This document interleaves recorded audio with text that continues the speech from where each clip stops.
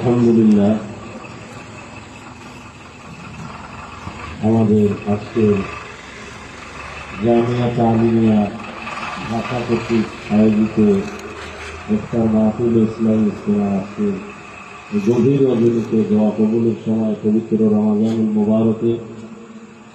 এই মুহূর্তে আমাদের সামনে উপস্থিত হয়েছেন বাংলাদেশের হাজারো কোটি আলেমের উস্তাদ,